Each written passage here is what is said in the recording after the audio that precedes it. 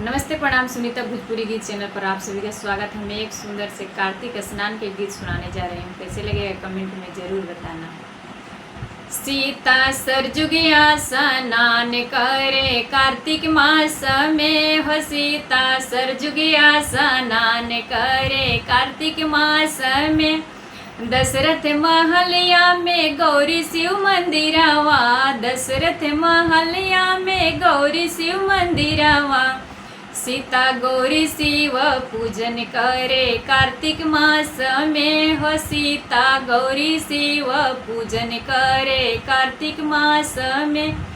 सीता सरजुग स्नान करे कार्तिक मास में हो। सीता सरजुग स्नान करे कार्तिक मास में।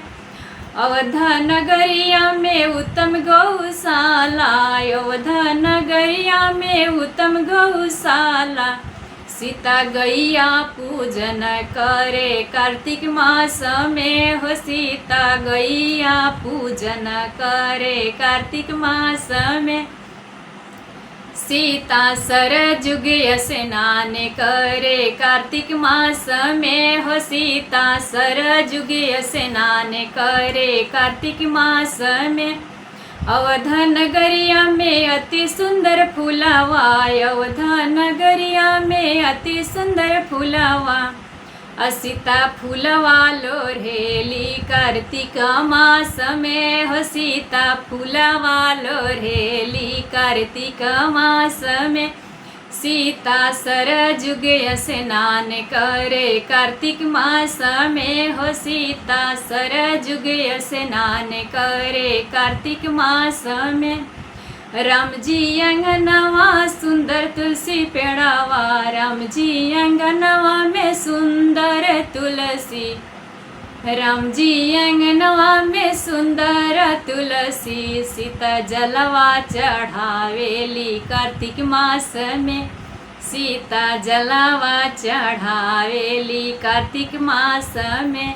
सीता सरजुग स्नान करे कार्तिक मास में हो। सीता सरजुग स्नान करे कार्तिक मास में।